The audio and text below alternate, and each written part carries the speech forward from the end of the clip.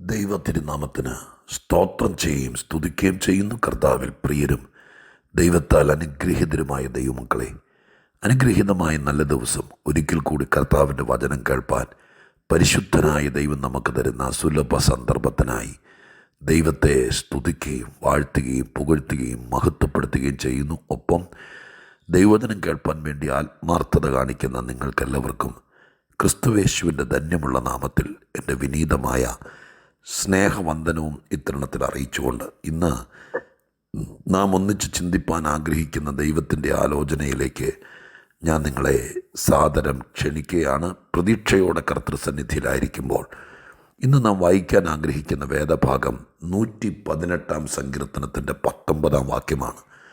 118 സങ്കീർത്തനത്തിൻ്റെ 19 വാക്യം ഇപ്രകാരമാണ്: നീതിയുടെ വാതിലുകൾ എനിക്ക് തുറന്നു തരുവീൻ, ഞാൻ അവയിൽ കൂടി കടന്ന് യഹോവയ്ക്ക് സ്തോത്രം ചെയ്യും.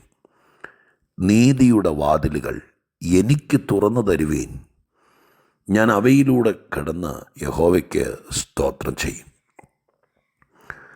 വേദപുസ്തകത്തിൽ അനേക വാതിലുകളെക്കുറിച്ച് വേദപുസ്തകത്തിൽ പ്രതിപാദിക്കുന്നുണ്ട്. വാതിലൊരു പ്രതീക്ഷയാണ്. ഒരു മനുഷ്യൻ കറങ്ങിച്ചിറ്റി അലഞ്ഞ് നടക്കുമ്പോൾ ഒരു വാതിൽ കാണുക എന്ന് പറയുന്നത് ഒരു പ്രതീക്ഷയാണ്. അടഞ്ഞു കിടന്നാലും തുറന്നു കിടന്നാലും വാതിൽ നമുക്ക് വലിയ പ്രത്യാശ നൽകുന്നതാണ്. ഒരുപാട് തരം വാതിലുകളെക്കുറിച്ച് വേദപുസ്തകത്തിൽ പറയുന്നുണ്ട്. ഇടുക്ക വാതിൽ, വിശാലമായ വാതിൽ, സ്വർഗത്തിൻ്റെ വാതിൽ, അങ്ങനെ ഒത്തിരി വാതിലുകൾ. ഈ വാതിൽ നീതിയുടെ വാതിലുകൾ എന്നാണ് എഴുതിയിരിക്കുന്നത്. നീതിയുടെ വാതിലുകൾ. വാതിൽ എന്ന ഏകവചനമല്ല, വാതിലുകൾ എന്ന് ബഹുവചനമാണ് എഴുതിയിരിക്കുന്നത്. അപ്പോൾ ഇത് ഒന്നിലധികം വാതിലുകൾ എന്നത് നമുക്കതിൽ നിന്ന് മനസ്സിലാക്കുന്നു. 2, അടഞ്ഞു കിടക്കുകയാണ്. അതുകൊണ്ടാണല്ലോ തുറന്നു തരാൻ ആവശ്യപ്പെടുന്നത്. അപ്പോഴോ ഈ സങ്കീർത്തനം എഴുതിയ മനുഷ്യൻ്റെ മുമ്പിൽ ഏതൊക്കെയോ നല്ല വാതിലുകൾ, നീതിയുടെ വാതിലുകൾ എന്ന് പറയുന്ന നമുക്ക് അങ്ങനെ തന്നെ പറയാം, നല്ല ബെസ്റ്റ് നല്ല വാതിലുകൾ, അവ അടഞ്ഞു കിടക്കുകയാണ്. അത് തുറന്നു തരാൻ വേണ്ടി ആവശ്യപ്പെടുകയാണ്. തുറന്നു തരുവീൻ, ഞാൻ തുറക്കാൻ പോകുകയാണെന്ന് ക്ലെയിം ചെയ്യുകയല്ല, അല്ലെങ്കിൽ ഡിക്ലെയർ ചെയ്യുകയല്ല, ആരോടോ പറയുകയാണ് തുറന്നു തരുവീൻ, തുറന്നു തരുവീൻ. ആരോടാണ് ഈ തുറന്നു തരുവീൻ എന്ന് പറയുന്നത്?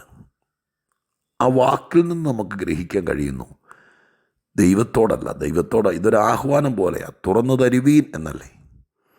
ദൈവത്തോടാണെങ്കിൽ ഒരു ഭക്തൻ, ഒരു നീതിമാൻ ഒരിക്കലും അങ്ങനെ പറയുകയല്ല. ദൈവമേ തുറന്നു തരണമേ എന്നേ പറയുള്ളൂ. തുറന്നു തരുവീൻ എന്ന് ദൈവത്തോട് പറയാൻ സാധ്യതയില്ല, ടോൺ അനുസരിച്ച്. പിന്നെ ആരോടാ? ശത്രുവിനോടോ? ശത്രുവിനോടാണെങ്കിലും ഇത്ര റെസ്പെക്റ്റോടെ ഒരു ദൈവപൈതൽ, ഒരു അഭിഷിക്തൻ, ഒരു അധികാരി എൻ്റെ വാതിൽ എനിക്ക് തുറന്നു തരുവീൻ എന്ന് വിനീത മനസ്സോടെ പറയുകയല്ല, അധികാരത്തോടെ വാതിൽ തുറക്കട്ടെ എന്ന് പറഞ്ഞ്. ശത്രുവിനോട് നമ്മളൊരു വാതിലും തുറന്നു തരാൻ വേണ്ടി ബെഗ് ചെയ്യുകയല്ലോ.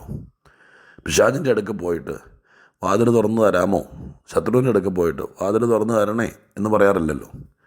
ദൈവം നമ്മെ ഏൽപ്പിച്ചിരിക്കുന്നത് യേശുവിൻ്റെ നാമത്തിൽ വിട്ടുപോ എന്ന് കൽപ്പിക്കാനല്ലേ, തുറന്നു വരട്ടെ എന്ന് പറയാനല്ലേ. അപ്പോൾ ഇത് ശത്രുവിനോടുമല്ല.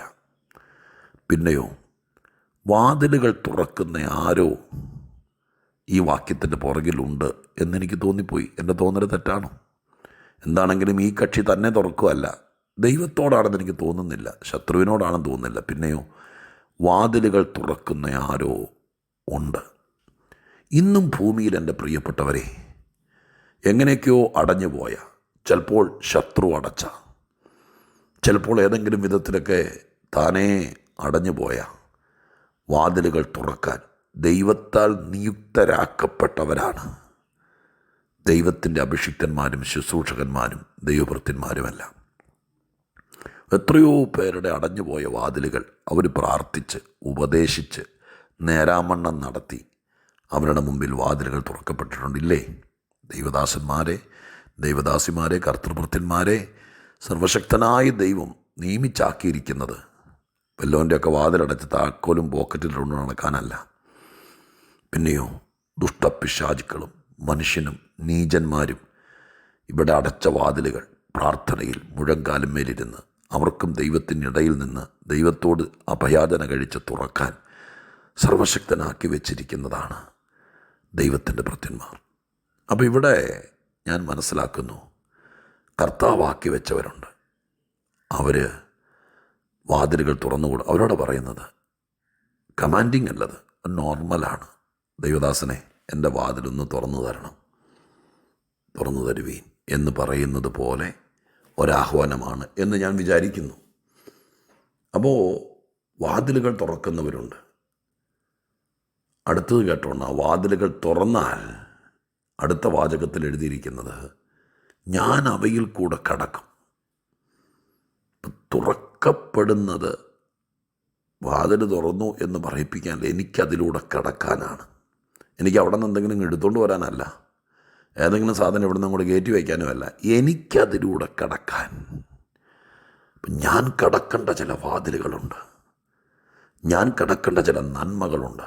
എന്താണെങ്കിലും ഈ വാതിലിനകത്തേക്ക് മനസ്സില്ലാ മനസ്സോടെ കിടക്കുകയല്ല. ഞാനൊരു വാക്ക് പറഞ്ഞോട്ടെ, ഇത് പറയുമ്പോഴേ, ഇപ്പോൾ ഓപ്പറേഷൻ തിയേറ്ററിന് വാതിലുണ്ട്, അതിനകത്തേക്ക് തുറന്നു തരുവീൻ, എനിക്കവിടെ കയറണം എന്ന് പറയാൻ ആഗ്രഹിക്കുന്ന ആരുമില്ല. അങ്ങനെ കുറേ വാതിലുകൾ കണ്ടേക്കാം. ഈ വാതിൽ അങ്ങനെ മനസ്സില്ലാ മനസ്സോടെ പെട്ടല്ലേ പറ്റൂ, ഡോക്ടർ നിർബന്ധിക്കുകയല്ലേ, പിള്ളേരെല്ലാം കൂടി പിടിച്ച് കൈയും കാലും കെട്ടിയിട്ടിരിക്കുകയല്ലേ, അതിൻ്റെ പേരിൽ കയറിയല്ലേ പറ്റൂ എന്നോർത്തുകൊണ്ടല്ല. ഈ വാതിലുകളിലൂടെ ഞാൻ കിടന്നാൽ, അപ്പുറം ചെന്നാൽ കരച്ചിലും പല്ലുകളിയും നിലവിളിയും നഷ്ടവും ബഹളവും നെഞ്ചത്തടിയും ഒച്ചപ്പാടും അലമ്പും, ഇനി എന്നാ സംഭവിക്കാൻ പോകുന്നതെന്ന് അറിയില്ല എന്നും പറഞ്ഞുകൊണ്ട് അങ്ങ് കയറിപ്പോവല്ല. അങ്ങോട്ട് കയറിക്കഴിഞ്ഞപ്പോൾ അതിനകത്ത് നിന്ന്, ഈ വാതിലിലൂടെ അകത്തേക്ക് കയറിക്കഴിഞ്ഞപ്പോൾ അതിനകത്ത് നിന്ന് മുഴങ്ങി കേൾക്കുന്നത്, ഇദ്ദേഹത്തിൻ്റെ അധരത്തിൽ നിന്ന്, ഈ വാതിലിലൂടെ കടന്ന മനുഷ്യൻ്റെ അകത്ത് നിന്ന് അധരത്തിൽ നിന്ന് മുഴങ്ങി കേൾക്കുന്നത് അയ്യോ ഓടിവായോ എന്നുള്ള നിലവിളിയല്ല, സ്തോത്രമാണ്. സ്തോത്രം വരണമെങ്കിൽ എന്തോ നന്മ വാതിലിനകത്തുണ്ട്, അതിനപ്പുറം എന്തോ ഉണ്ട്. അയ്യോ എത്രയോ കാര്യം ഞാൻ പറഞ്ഞു. ഇന്ന് രാവിലെ കർത്താവിൻ്റെ തിരുസന്നിധാനത്തിൽ ഈ വാക്യത്തെ ഞാൻ കഴിഞ്ഞ ദിവസമൊക്കെ പ്രാർത്ഥനയിലൊക്കെ ഉപയോഗിച്ചിട്ടുണ്ട്. ഈ വാക്യം ഇന്ന് ഈ വാക്യത്തെ കുറേയും കൂടി സൂക്ഷ്മ പരിശോധന നടത്തിയപ്പോൾ എൻ്റെ അന്തരാത്മാവിൽ ഇത്രയും കാര്യങ്ങൾ പറഞ്ഞു. ശരിയെന്ന് തന്നെ ഇന്ന് വരെയും എൻ്റെ ഹൃദയത്തിനകത്ത് ദൈവം ബോധിപ്പിച്ചത് സത്യമെന്നും ശരിയെന്നും തന്നെ ഞാൻ വിചാരിക്കുന്നു. അബദ്ധങ്ങൾ എൻ്റെ വായിൽ വരാതിരിക്കട്ടെ, ദുരുപദേശങ്ങൾ ദുർവ്യാഖ്യാനങ്ങളൊന്നും ഉണ്ടാകാതിരിക്കട്ടെ എന്നെന്നും പ്രാർത്ഥിക്കും. ഇന്നും ഞാൻ പറയുന്നു, സഹചരെ, പ്രിയപ്പെട്ടവരെ, ഏതൊക്കെയോ വാതിലുകൾ നമുക്ക് അവകാശപ്പെട്ടത്, നാം കടക്കേണ്ടത്, നാം കടന്ന് എന്നാൽ നമുക്ക് സ്തോത്രം ചെയ്യാൻ വക തരേണ്ടത് തുറന്നു കിട്ടാനുണ്ട്. അതിന് തുറക്കാൻ ഇവിടെ ആക്കി വച്ചിരിക്കുന്ന ദൈവം നിയോഗിച്ച ചിലരുണ്ട്. ഇവരെ കേട്ടൊക്കെ നല്ല ബന്ധമുണ്ടാകുന്നത്. ഈ ആത്മീകമെന്ന് പറയുന്ന ഒരു ഒറ്റയാൻ കളിയല്ല എന്ന് ഞാൻ പലപ്പോഴും പറഞ്ഞിട്ടുണ്ട്. ആരുമായിട്ട് ബന്ധമില്ല, ആരോടും കമ്മിറ്റ്മെൻ്റ് ഇല്ല, ആർക്കും കീഴ്പ്പടിയല്ല, ആരെയും വിശ്വാസമില്ല, ആരെയും വീട്ടിൽ കയറ്റിയല്ല. അങ്ങനൊരു നയമുള്ള ആളുകൾക്ക് ഇങ്ങനെയൊന്നും ആകാൻ പറ്റുമെന്ന് എനിക്ക് തോന്നുന്നില്ല. കുറച്ചുകൂടെ മൈൻഡ് ഓപ്പണാക്കി, ഇതിനകത്തൊക്കെ ശരിയാണ് ഈ പറയുന്നത് പോലെയൊക്കെ കുറേ കാര്യങ്ങളൊക്കെ കള്ളത്തരവും ജീവിക്കാനൊക്കെ നമ്മളൊക്കെ അതിൻ്റെ ഇടയിലാണ് ജീവിക്കുന്നത്. കുറേയൊക്കെ കണ്ണടച്ച് വിടുക, ചിലതൊക്കെ പറഞ്ഞ് ബോധ്യപ്പെടുത്തുക, ചിലതൊക്കെ ഒഴിവാക്കുക, ചിലതിൽ നിന്നൊക്കെ ഒഴിഞ്ഞു പോരുക, ഇതൊക്കെയാണ് ചെയ്യേണ്ടത്. എന്നാലും ഇവിടുത്തെ വ്യവസ്ഥകൾ എന്നും വ്യവസ്ഥയാണ്. സഭ ഇവിടെ ഉള്ളിടത്തോളം കാലം ഇവിടെ ശുശ്രൂഷകരുണ്ടാകും, അവർ ശുശ്രൂഷിച്ചുകൊണ്ടിരിക്കും. ദൈവം നിയുക്തരാക്കിയിരിക്കുന്ന ആളുകളുടെ മുമ്പിൽ അടഞ്ഞുപോയ വാതിലുകൾ അവർ പ്രാർത്ഥിച്ച് തുറക്കും. അതിലൂടെ ചിലരെ കയറ്റും, അവരക്കരെ എത്തും, അവർ സ്തോത്രം ചെയ്യും. അങ്ങനെയൊക്കെയുള്ള സത്യം ഈ പ്രപഞ്ചത്തിൻ്റെ വിരിമാറിൽ എന്നും ഉണ്ടാകും. ഇന്ന് ഞാൻ നിങ്ങളെ നോക്കി പറയുക, എനിക്ക് നിങ്ങളെയാ നോക്കാനുള്ളൂ. ഞാൻ രാവിലെ വചനം കിട്ടുന്നതുവരെയും വചനത്തെ നോക്കും, വചനം കിട്ടിയാൽ പിന്നെ നിങ്ങളെ നോക്കും. നിങ്ങളെ നോക്കിക്കൊണ്ടാണ് ഞാൻ അടച്ചിട്ടൊരു മുറിക്കകത്തിരുന്നാണ് ഇത് പറയുന്നതെങ്കിലും ഞാൻ കണ്ണടച്ചാണ് റെക്കോർഡ് ചെയ്യുന്നത്. കണ്ണടച്ച് ദൈവത്തെ മനസ്സിൽ ധ്യാനിച്ചുകൊണ്ട് നിങ്ങളെ ആയിരക്കണക്കിന് ആളുകളെ കാണും. ഞാൻ എൻ്റെ മനസ്സിൽ നിങ്ങളെ പലരുടെ മുഖം കണ്ടു. എൻ്റെ മനസ്സ് പറയുന്നു, നിങ്ങൾക്കേതോ വാതിൽ തുറന്നു കിട്ടാനുണ്ട്.